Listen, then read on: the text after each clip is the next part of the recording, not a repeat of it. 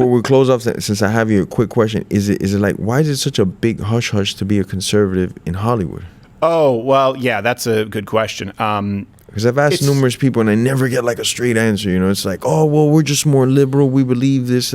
Right. I'm like, it kind of sounds like bullshit. It's because they're Nazis. But this is a good thing because I actually finished my cigar, which I don't think I've ever done on an Ash Wednesday. You know what?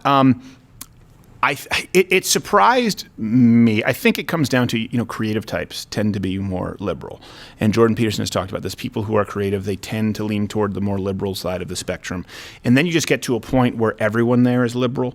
And I think that was kind of happenstance. There was a proactive, actually, approach. Ronald Reagan was sort of what they would call like a whistleblower on communists in the like McCarthy wasn't wrong about all of that. That's what people don't understand. There actually were communists here in the United States. And then once they sort of aggregated power in the entertainment industry, they don't want that threatened.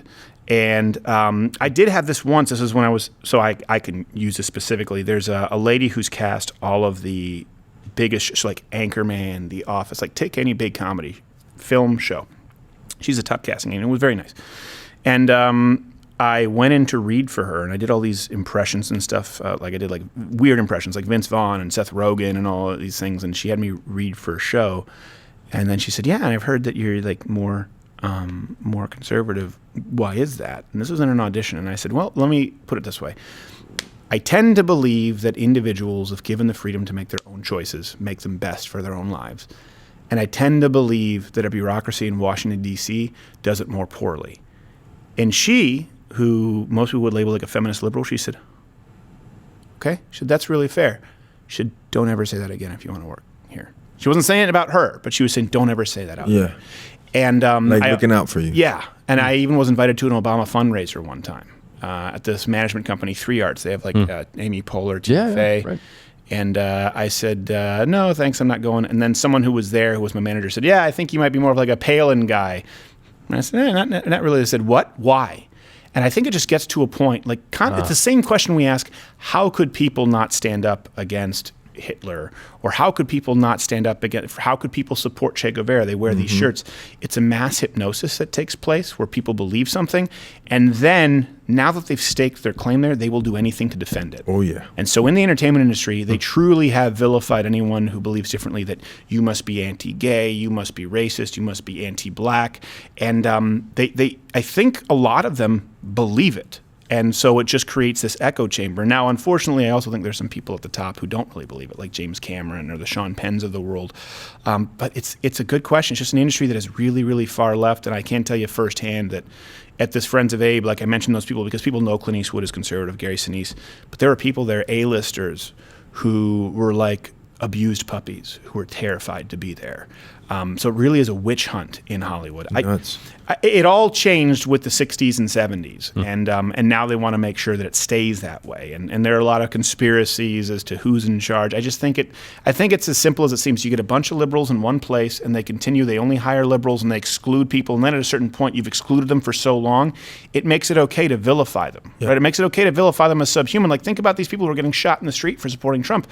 When you say that everyone who votes Trump is a Nazi, is a white supremacist, is a racist, right? Well, look, if Hitler actually walked in here right now, I'd let you beat him up. Because I'd be like, hey, that's Hitler. And it would be justified because he's actually Hitler. But if if people out there believe that you and I are actual Nazis, it justifies that kind of treatment. Yeah.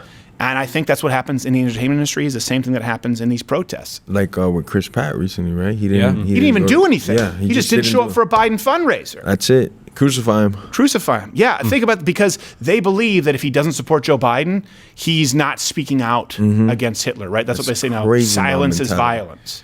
Crazy mob mentality. So it is scary. But I think at least in fighting, there's a bit of a hedge against it because you have people who are more individualists. Oh, yeah. And people have to, they have to run their own businesses. They have to bring in their own coaches. They have to do their own taxes. And so I don't think that people like, even at American Top Team, I'm sure you find some people who would vote Joe Biden, but they wouldn't say, hey, we're not going to let any Trump voters, or you would never say, we're not going to let any Biden voters train at American Top Team. That's not how we roll at all, Yeah.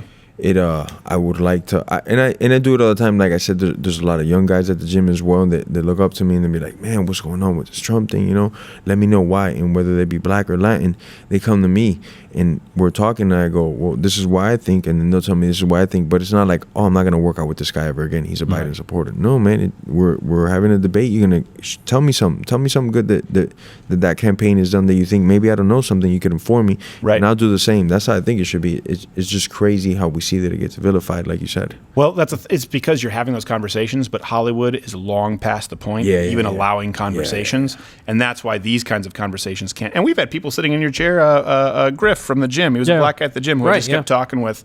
I'd go in, he's a black guy. He'd always bust my balls for being white, and I'd bust his balls for being black, and we joke around. And he thought that he was a liberal, and then after he sat in your chair, he was like, oh, I think I probably will vote for Donald Trump, because we can have those conversations. But think of all of Hollywood as they've made sure that no one even gets a seat at the table who thinks the way we do. And so if you want to be in that industry, you have to keep your mouth shut, get big enough that then you can speak out, and then they'll try and end your career. But there is no semblance of this sort of even territory of having conversations. Look at Kanye, what he went through when he freaking first put on the hat.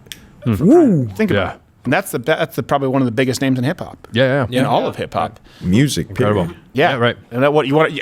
People out there want to tell me that Kanye is a less talented musician than Cardi B? Yeah, right. I don't care if Jesus walks. You gotta clean your asshole with your fingernail.